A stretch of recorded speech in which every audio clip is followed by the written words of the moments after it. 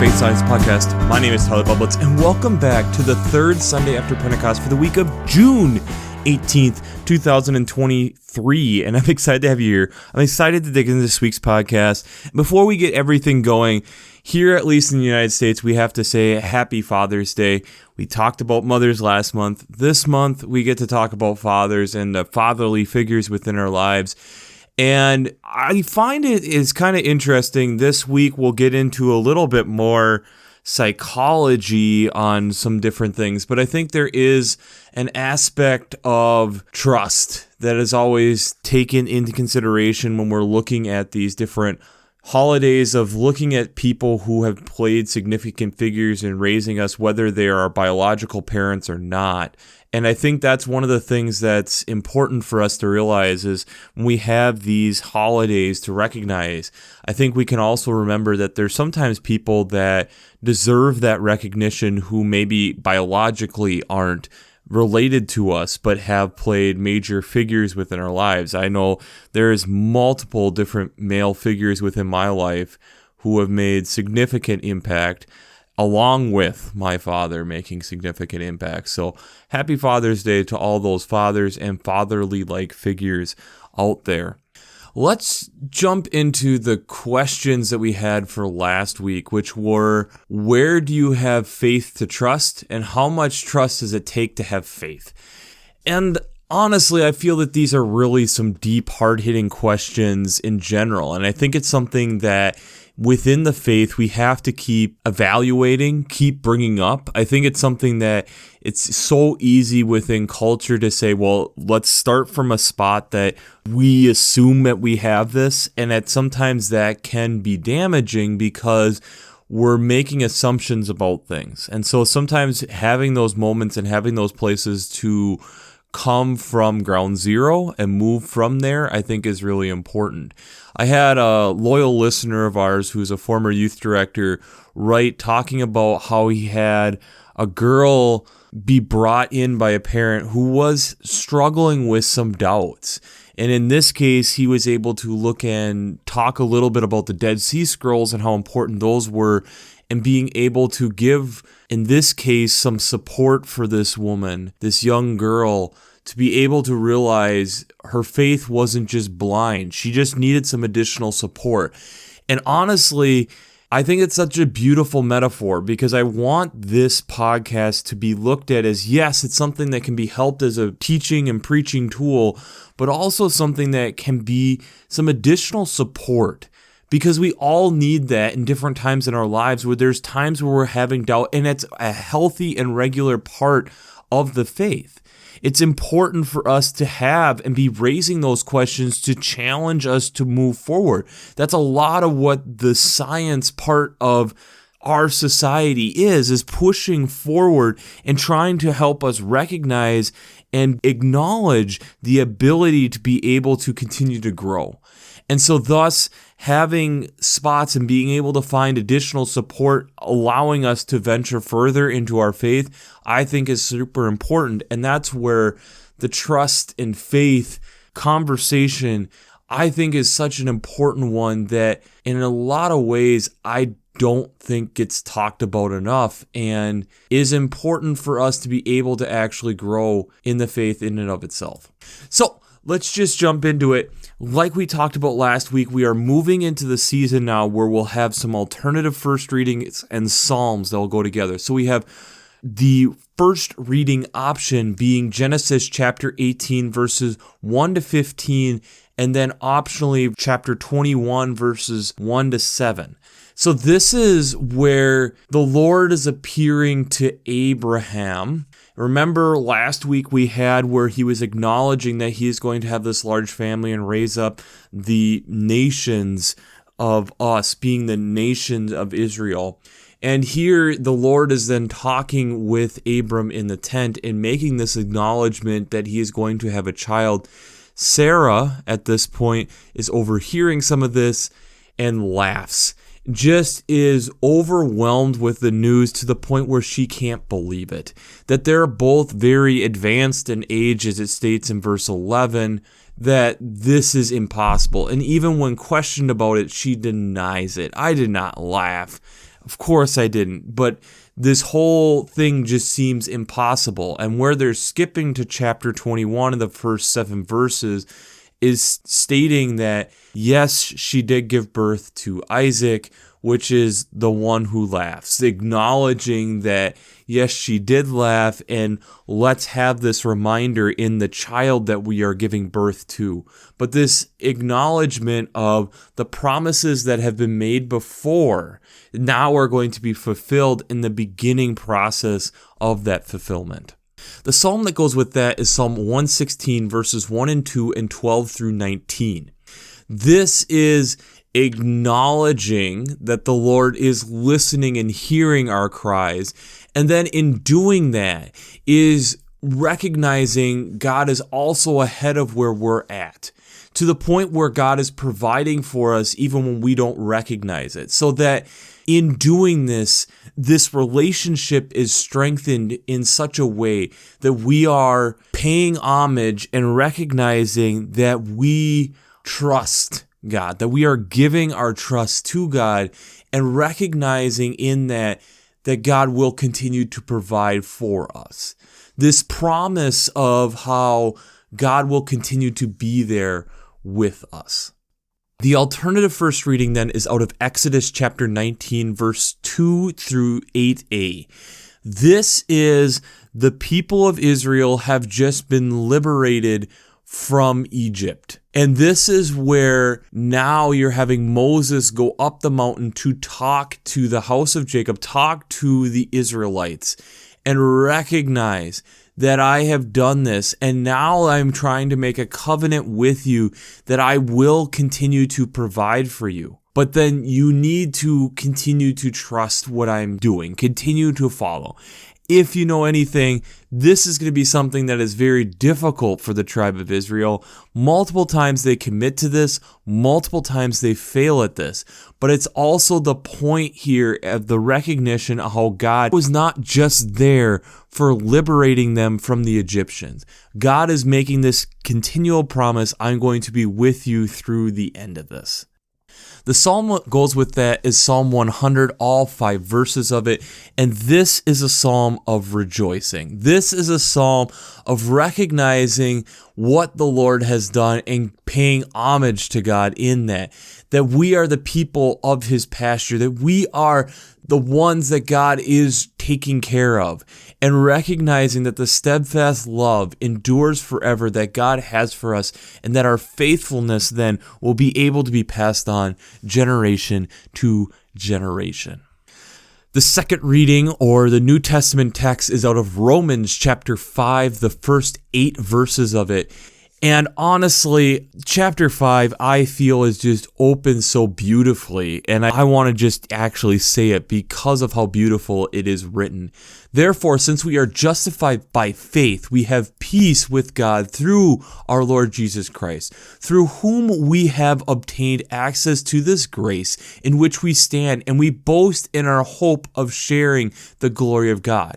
And not only that, we boast in our sufferings, knowing that suffering produces endurance, endurance produces character, and character produces hope, and hope does not disappoint us, because God's love has been poured into our hearts through the Holy Spirit that has been given to us. That's the first 5 verses of this. I know that this text can carry a lot based off of different people's life experiences and things that they've gone through. But it's also this recognition of, as we are walking out the mission and the goals that God has for us, there are going to be times that things are hard. Living up to the expectations of what God has set for us is difficult, but recognizing in that we're not alone. It's the recognition that the grace that has been given to us is a grace that passes our understanding. And in doing that, it's that God is with us in our suffering. God is with us in our endurance. God is with us in the character building. God is with us in this hope. And that hope is from the love that God has given us. And in doing that, this moves us forward. And this isn't something for us to be bragging about. It's for something for us to help endure through difficult times. The gospel text then is out of Matthew chapter 9, starting at verse 35, going through chapter 10, verse 8, and optionally verse 9 through 23.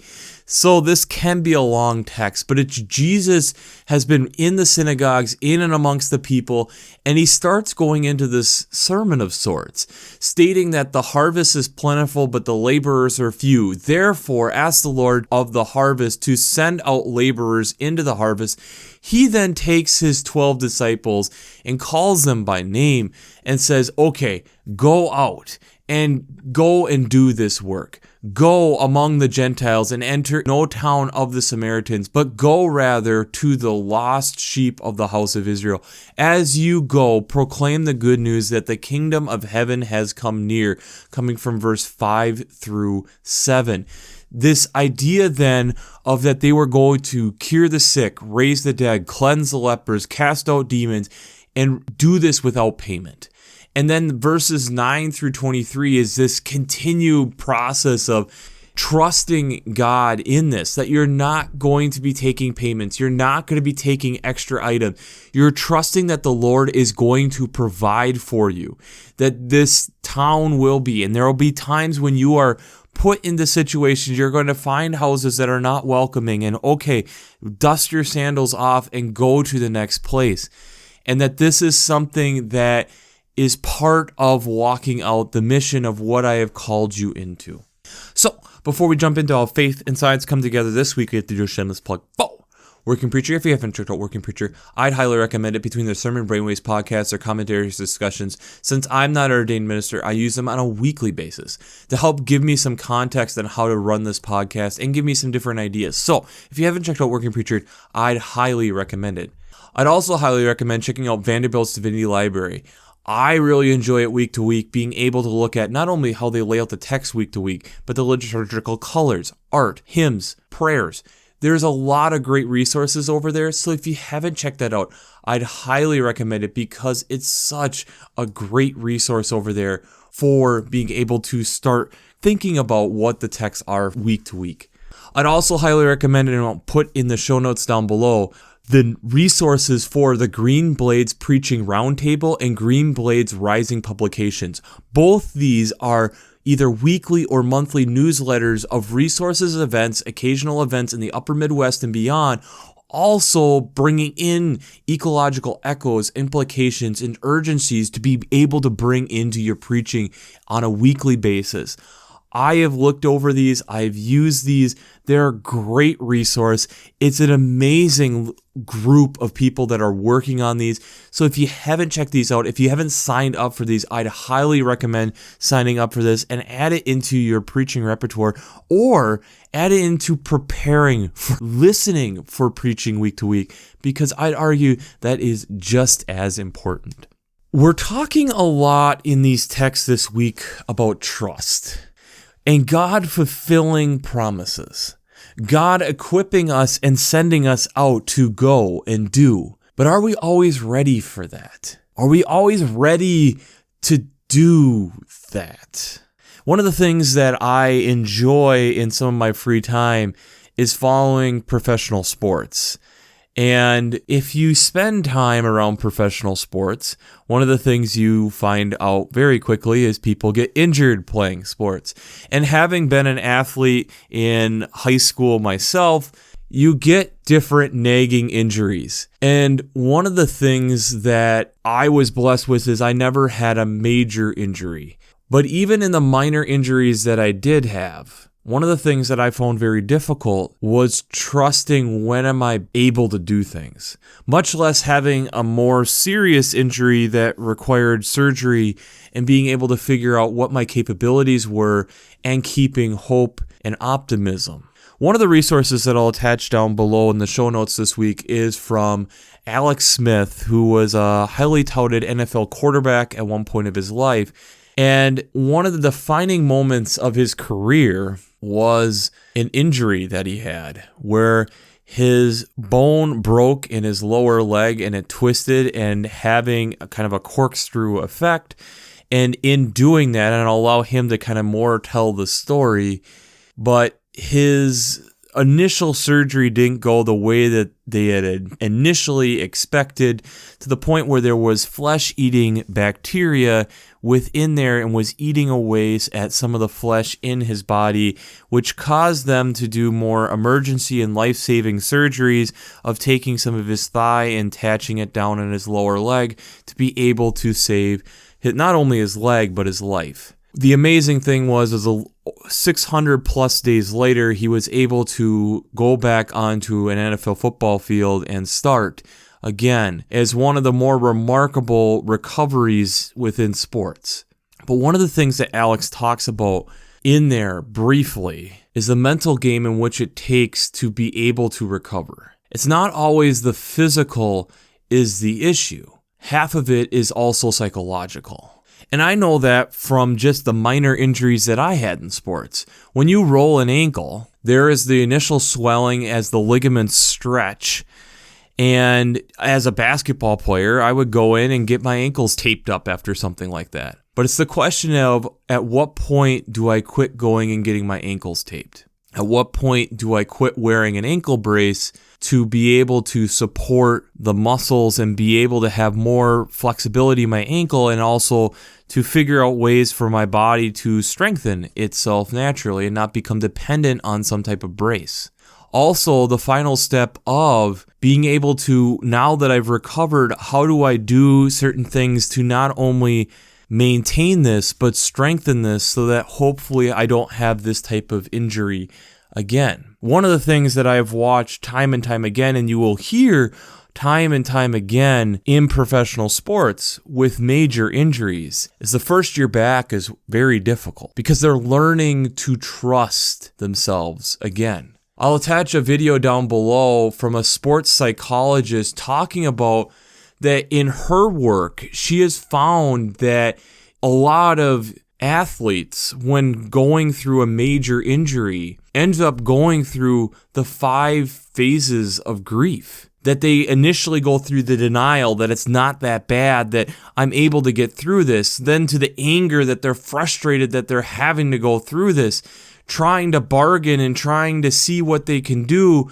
to the depression and low mood of I'm never going to be able to do this again, to the acceptance of not only of the injury, but the acceptance of where they're at in the recovery process, and that it's going to take time and effort and work to be able to recover. That acceptance part, I think, is a very important part too.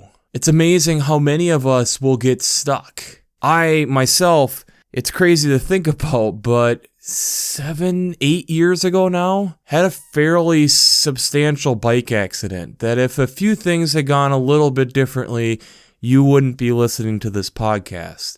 I was taking a bike ride after a rough day of work and ended up crashing my bike into a wide sidewalk, flipped up over the handlebars, and drove my left shoulder into a flagpole. I became a helmet advocate after that, having only by inches missing, drilling my head into that flagpole. I had multiple different people come and help me in hearing this sound like a gun going off as the bike tire imploded, and having an ambulance ride to the hospital to check me out and getting x-rays. They told me everything was fine.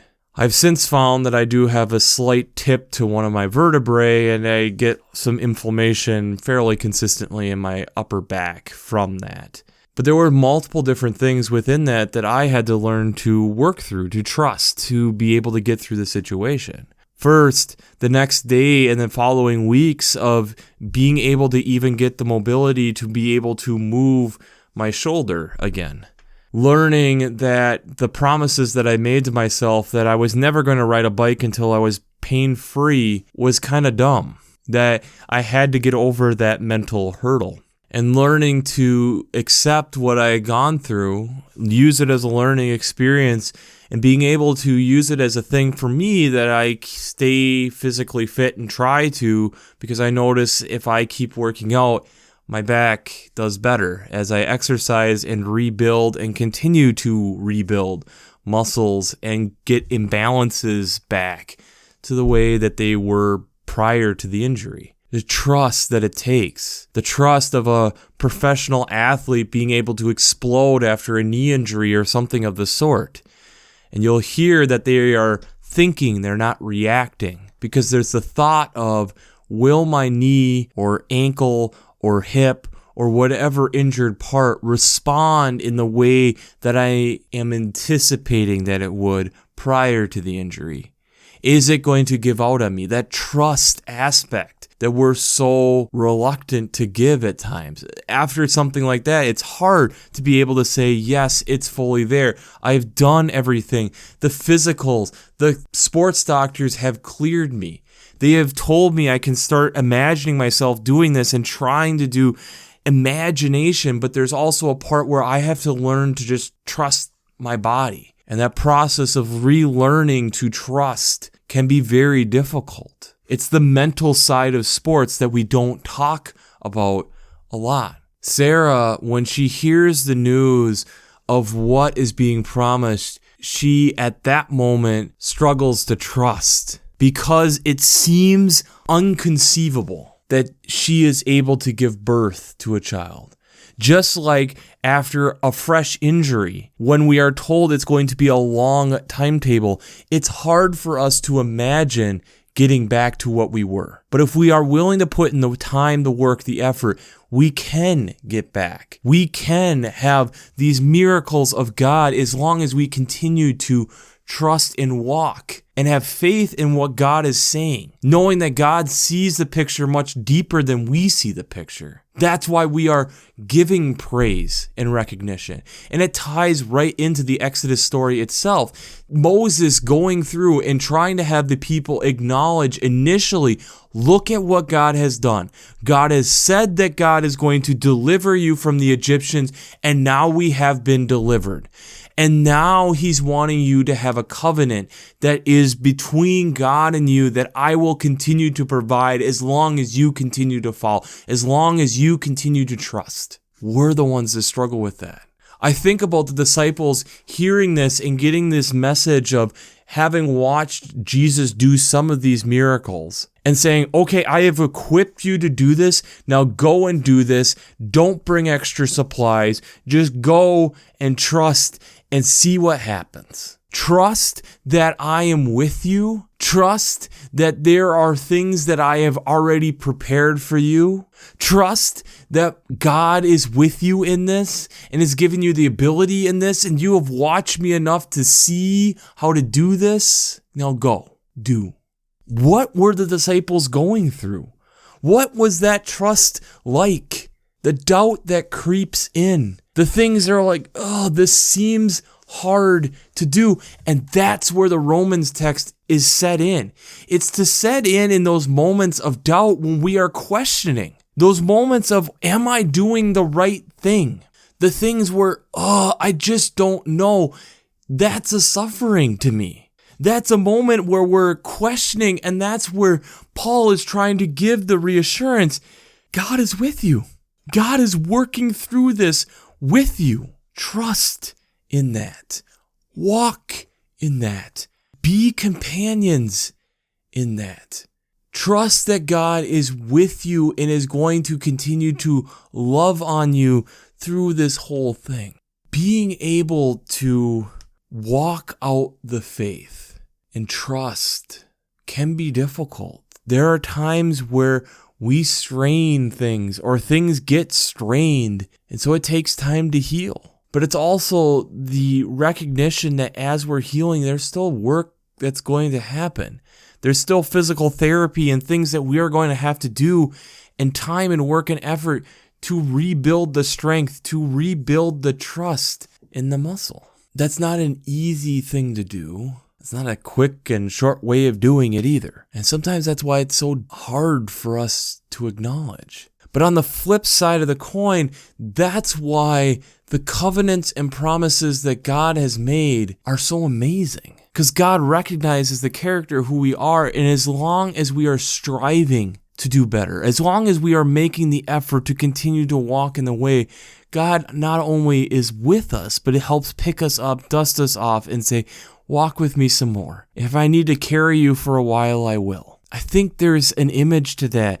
And I think there is a part of it when we look at the psychology of what it takes to recover physically in sports. I think it's also us recognizing there is a psychology to this faith too. There is the going out and doing and understanding that call, but the psychology too of us to be in that relationship and trust in that relationship and be an active call and response in conversations in that relationship as well. Because in that, when we are going through those moments where we are injured, we have then our coach being able to coach us along in that to help us and recognize the moments when we need to be carried, recognize the moments that it's scary for us to retrust the injured limb, to retrust whatever we've hurt, to be able to go out and do what God is calling us into doing. Recognizing that there is a process that sometimes it might be of grief for us to be able to get through that.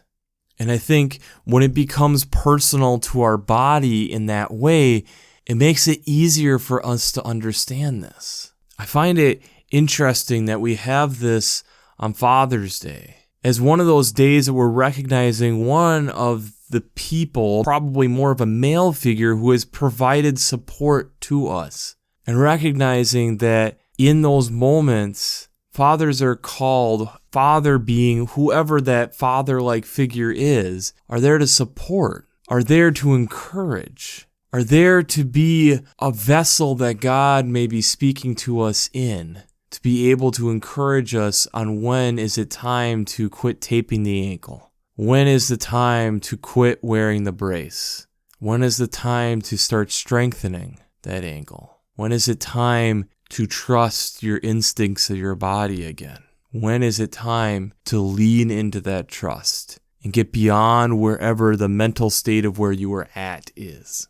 So the question I have for you is, when has a mental state of an injury been harder to recover from than the injury? When has the mental state of an injury been harder to recover from than the injury? I know for me, one of them was definitely my bike accident, because not only the physical of being able to try to get my body right and being able to accept where my body was going to get, but also being able to get over even the simple small thing of it is okay to get back on a bicycle, that I need to get back on a bicycle, that I enjoy being on a bicycle.